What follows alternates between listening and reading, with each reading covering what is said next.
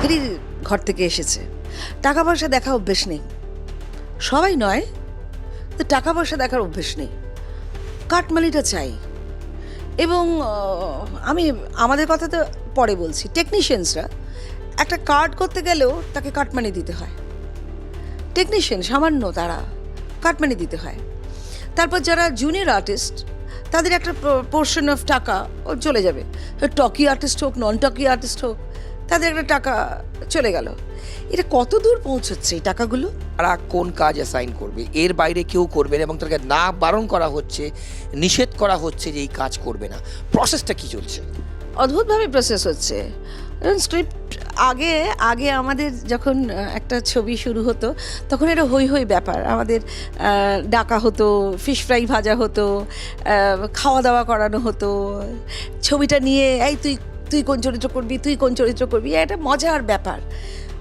এখন সেটা আর ওই রকম গেট টুগেদার নয়, এখন হচ্ছে কি গল্প কারা কারা করছে, আর মাথার the back of the brain যে এই আমার লোক কটা আর ওদের লোক কটা। আমার লোক বলতে কাদের? আমার লোক মানে আমার আমি বলছি আমাদের ফ্রেটার্নিটির না কোথাও না কোথাও একটা স্যাংটিটি, পবিত্রতা থাকে, সেসব নেই এখন আর। মানে মারধরও চলছে, কাটমানিও চলছে, আয় তুই যা, তুই আমাদের সাথে আমাদের নোস তুই যা, এইরকমও চলছে, সব রকম চলছে। তাই একে শুধু সিন্ডিকেট বলবো না, এটা হচ্ছে তুমুল একটা ফ্যাসিস্ট পলিসি বানিয়ে দিয়েছে একেবারে। ট্রান্সফর্ম, দিস ইজ মেটামরফোসিস মানে অ্যাবসলিউট ট্রান্সফরমেশন করে দিয়েছে আমাদের। কিন্তু উই ডোন্ট মাইন্ড, আমরা শেষ দেখে ছাড়ব।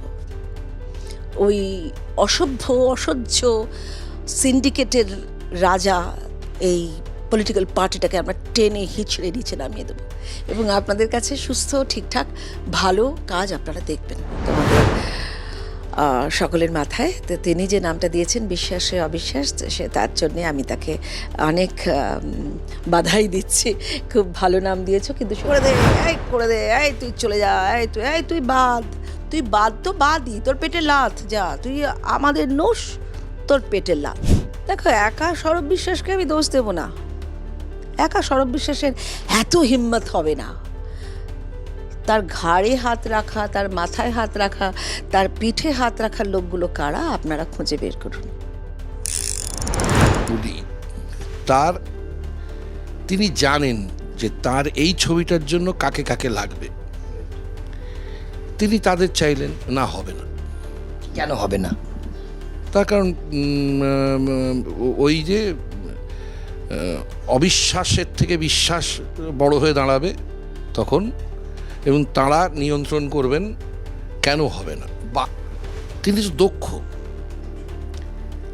তিনি কেন কারোর আনুগত্যে আস্থা রাখবেন যদি না সিচুয়েশনটাকে এমন করে ফেলা হয় যে তুমি আমার আনুগত্য মানছো না, তাহলে কিন্তু আমি তোমার এগেনস্টে আমি ব্যবস্থা নেব।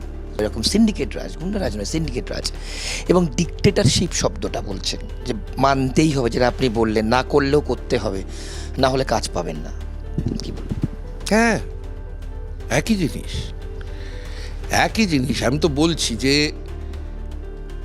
কোন নির্দেশক কার সাথে কাজ, কোন প্রডিউসারের সঙ্গে কাজ করবেন না করবেন, এবং সেই প্রডিউসারকে কাজ করতে গেলে এখানে এই এই এই এই এই এই রকমের ব্যবস্থা করে দিতে হবে, তবে তিনি কাজ করতে পারবেন।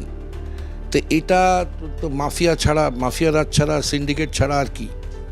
নিয়ন্ত্রক কে? আমি স্বরূপ বাবুকে দেখি, তার পেছনে শুধুই অরূপবাবু যুক্ত আমি মনে করি না। স্বরূপবাবুর কোনো একটা মানে লোম বাঁকা করার ক্ষমতা নেই। এই প্রজেক্টের নাম বিশ্বাসে অবিশ্বাস। তাই সকলেই জানেন যে মাননীয় মন্ত্রী অরূপ বিশ্বাস মহাশয় এবং তার ভাই স্বরূপ বিশ্বাস মহাশয়, এই দুজনের দিকে বারবার অভিযোগের আঙুল উঠেছে। এবং আমি যেটা যতটুকু আমার ব্যক্তিগত অবজারভেশনের মূল যে গোড়ায় গেল সেটা হচ্ছে অরূপ বিশ্বাস এবং স্বরূপ বিশ্বাস, এই দুই মানুষ তারা কিন্তু নিজেরা কোনোদিনই ফিল্ম মেকিংয়ের সাথে অ্যাক্টিভলি জড়িত ছিলেন। আমি এটা দেখেছি যে এত এত এত অভিযোগ, সেটা নিয়ে তোমার দেখুন, মূল্যায়ন। আমার মনে হয় যে বিশ্বাস ব্রাদার্স বলতে যে গ্যাংটাকে আমরা ইন্ডিকেট করছি তারা বোধহয় বোরে, মানে তারা আসল চালিকা শক্তি নয়, ওনারা সফট টার্গেট। ওনারা যেহেতু সামনের দিকে আছে, মানে আমাদের কোনো ঝামেলা হলে যেহেতু আমি ঝামেলাটা তার সাথে মুখের ওপর করতে পারছি, তাই আমাদের মনে হচ্ছে বোধহয় অরূপ বিশ্বাস বা স্বরূপ বিশ্বাসই বোধহয় আসল কালপ্রিট। কিন্তু আমার যেটা মনে হয়, আমার অবজারভেশন, যে তারা আসল কালপ্রিট নয়। তাদের পেছন থেকে কোনো এক অদৃশ্য হস্ত, যাকে আমরা হয়তো দেখতে পাই না, সেটা যে কোনো পলিটিক্যাল ফোর্স হতে পারে, তারা এনাদেরকে বসিয়েছেন তাদের হয়ে কাজ করানোর জন্য। একটা প্রক্সি ওয়ারফেয়ারের মধ্যে আমরা যুক্ত হয়ে পড়েছি। আমি করছি প্রকাশ্যে, তখন কিন্তু যে লোকটা, ধরুন আমি তৃণমূলের হয়ে কথা বলছি এই বাজারেও, আমি ধরে নিলাম যে আমি খুব আদর্শগতভাবে তৃণমূল করি, এবার আমি বলছি, এবার যে লোকটা ধরুন উল্টো দিকের বিরোধী পক্ষ, তার কিন্তু মনে একটা সংশয় হচ্ছে যে বেটা এও চোর নয় তো, এর সাথে দুর্নীতির কোনো সম্পর্ক নেই তো, হয়তো আমি দুর্নীতির কিছু জানি না, আমি মমতা বন্দ্যোপাধ্যায়কে ভালোবাসি, তার লিডারশিপটা আমার পছন্দ হয়, আমি এসেছি, কিন্তু সে আমার সিনেমাটা দেখতে আসছে না, বলছে ও তোর নিশ্চয়ই চুরির টাকায়। হেড অফ দ্য ফেডারেশন, তারা সবাই ফিল করছে যে একটা অনিয়ম চলছে ভেতরে, এবং এই কারণে ইন্ডাস্ট্রির টেকনিশিয়ানস থেকে শুরু করে মেকআপ আর্টিস্ট থেকে শুরু করে আর্টিস্টরা সবাই খুব সাফার করছে। কারণ যে একটা বিশাল বড় বন্ডিং আমাদের মধ্যে ছিল, সেই বন্ডেড ফ্যামিলিটার মধ্যে একটা বিচ্ছিরি রকমের অরাজকতা দেখা দিচ্ছে। ডিরেক্টররা কল দিলে টেকনিশিয়ানসরা আসছে না, এই যে একটা বিচ্ছিরি রকম গিল্ডের মধ্যে প্রবলেম, এই গিল্ডের মধ্যে প্রবলেমটা আগে এই আকারে আমাদের ছিলই না। মানে তাদের দোষ কি?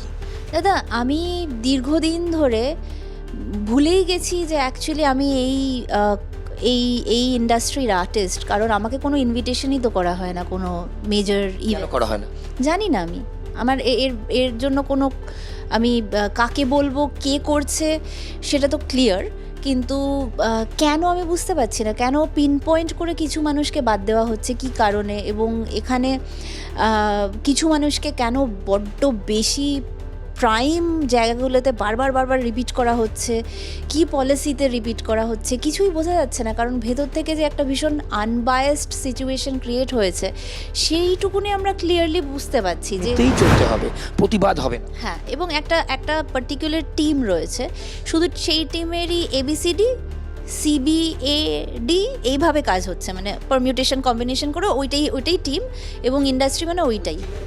হ্যাঁ, কেউ না, একদম না। আর আমরা টিমের হেড কি? সেই টিমের হেড তো দেখা যাচ্ছে এখন দ্য বিশ্বাস ব্রাদার্স, আমি তো তাদের সাথে কখনোই মিট করিনি। দেখুন, সবই তো বিশ্বাস বলে তো আর কিছু নেই, সবই অবিশ্বাস হয়ে গেছে আমাদের টলিপাড়াটা এমন হয়ে গেছে, মানে নরক। আমরা যেমন বলি না, আমরা কেউ স্বর্গে যায় নরকে যায়, যেতে হয় না, টলিপাড়া ঢুকলে আমরা নরক দেখতে পাই, যেটা আগে স্বর্গ ছিল। অটোমেটিক হয়ে গেছে। কথা বল, যতই ভালো কাজ জানি আমরা কাজ পাবো না, কারণ আমাদের কাট মানি দিতে হবে।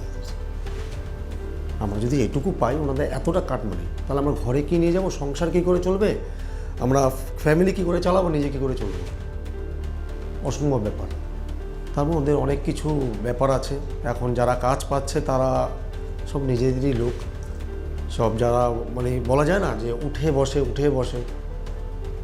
আনুগত্য বলছে। অবশ্যই ওনার কথা উঠবে বসবে সব কিছু, এই চলছে, নোংরামি চলছে, মেন কথা নোংরামি চলছে টলিপাড়ায়। কাজ জানো না জানো, হ্যাঁ, তুমি আমার কাজ জানা দরকার নেই, কাট মানে মাস্ট। তারপরে যেভাবে চললো কি না চললো, প্রডিউসার ডুবে যাক, কিন্তু একটা প্রডিউসারকে বাঁচালে যে সেই প্রডিউসার 10 টাকা দেবে, এটা আমাদের মাথায় নেই। আমি বেঁচে গেলে প্রডিউসার ডুবুক, আমার দরকার নেই। এই চলছে পুরো বাংলা ইন্ডাস্ট্রিতে। চাই বাংলা ইন্ডাস্ট্রি অনেক পিছিয়ে রয়েছে, আরও পিছিয়ে যাবে, নরকে পরিণত হয়ে গেছে, এরকমই চলবে। বড় বড় নাম, বড় বড় বাবু, তো বাবুরা বিরাজ করছেন, বাবুরা বিলাস করছেন, আমাদের টাকা নিয়ে ওনারা বিলাস করছেন। বাহ, জনগণ রাজা বানিয়ে দিয়েছে, রাজাই রাজা থাকবে, জনগণ ভিখারি আর হয়ে যাবে। পুকুরে বা একটা সমুদ্রে যেরকম বড় মাছগুলো ছোট মাছকে গিলে খায়, এখানে ঠিক সেরকম ব্যাপার। যে টেকনিশিয়ান ভাইদের দেখেছি, তাদের মুখে শুনেছি কার্ডটা নিয়ে অফিসে দেখা করবি, অর্থাৎ এই যে স্বরূপ বাবু, তার যে দারুণ একটা দাদাগিরি চলছে ফিল্ম ইন্ডাস্ট্রিতে, এবং তার কথা শুনলে ঠিক আছে, যদি তার কথা না শোনা হয় তাহলে কার্ড নিয়ে অফিসে যেতে। চারিদিকে যে কাজগুলো হচ্ছে, খুব কম সংখ্যক কাজ হচ্ছে যেখানে যোগ্য মানুষগুলো কাজ করতে পারছেন। টালিগঞ্জে এই মুহূর্তে একদম বিশ্বাস ব্রাদার্স, তাদের হাতে রয়েছে ফিল্ম ইন্ডাস্ট্রি। তারা ঠিক করেন কোনটা হবে কোনটা হবে না, কে করবে কে করবে না। কোনো এমনকি আমি তো এটাও শুনেছি যে কাস্টিংয়ের জন্যেও নাকি তারা ইন্টারভেন করছেন, এমনটাও শুনেছি। ভালো ভালো ডিওপি যারা অনেকে আছেন, ভালো ভালো ডিওপি, তারা সেভাবে কাজ করতে পারছেন না। অনেক ভালো ভালো ডিরেক্টর তারা বাধ্য হয়ে অভিনয় করছেন, তারা কাজ করতে পারছেন না। মানে একটা সিনেমায় ভালো পার্ট দেব, তার জন্য টাকা দিতে হবে, তো কোনো অসুবিধা নেই। দেখুন কে দায়িত্ব দিয়েছে, এই যে স্বরূপ বিশ্বাস, এ কে ফিল্ম ইন্ডাস্ট্রির এ কি ডিরেক্টর, এ কি ক্যামেরাম্যান, এ কি আর্টিস্ট, এ কি মেকআপ আর্টিস্ট, এ কে? স্বরূপ বিশ্বাস কি বুকে হাত দিয়ে বলতে পারবেন যে উনি একদিনের জন্য অভিনয় করেছেন, উনি একদিনের জন্য ক্যামেরা করেছেন, উনি একদিনের জন্য ফ্লোরে কোনো টেকনিশিয়ান কোনো কাজ করেছেন? না, ওনার একটাই ওনার গুণ, উনি অরূপ বিশ্বাসের ভাই। উনি অরূপ বিশ্বাসের ভাই, এটাই ওনার একমাত্র গুণ। সেই গুণে উনি মাথায় উঠে বসে রয়েছেন এবং বাঁদরের হাতে তলোয়ার দিলে যেমন হয় তেমন কাটা পড়ছে। আমি যা দেখছি যে একে ব্যান করে দেওয়া হলো, তাকে ব্যান করে দেওয়া, এটা তো ডিক্টেটরশিপ চলছে। মানে যেখানে বিভিন্ন রাজ্যে সাবসিডি দিয়ে শুটিং করানো হয়, সেখানে এই রাজ্যে টাকা দিয়ে শুটিং করাতে হয়। মানে যে কারণে বাইরের কাজও আসা বন্ধ হয়ে গেছে, এখানকার কাজ কমে গেছে। যদি কেউ ভালোবেসে থাকে, আমার তো মনে হয় না যিনি মাথায় বসে আছেন ফেডারেশনের, তিনি ইন্ডাস্ট্রির সঙ্গে কোনোভাবেই যুক্ত ছিলেন এর আগেও। শুধু রাজনৈতিক তকমা আছে বলে তিনি বেরিয়ে যাচ্ছেন। কিন্তু সমবেত প্রতিবাদই তো হয়েছিল, যারা যারা প্রতিবাদ করেছিলেন প্রত্যেকেই আজ ব্যানের আওতায়। তারা কাজ করতে পারছেন না, তাদেরকে কাজ করতে দেওয়া হচ্ছে না। ফেডারেশন যদি ভাবে বাংলায় বসে বাংলায় দাদাগিরি করবে, সেটা হতে পারে না। এবার এরা কি করছে, এরা তো লিখিত কিছু দিচ্ছে না কাউকে, এরা সবটাই মৌখিক করছে, কাজেই কোনো প্রমাণ নেই যে এরা করছে। এদের পাল্টি খাওয়ার কোনো অসুবিধা নেই। কোর্ট একরকম কথা বলবে, এরা একরকম কাজ করে।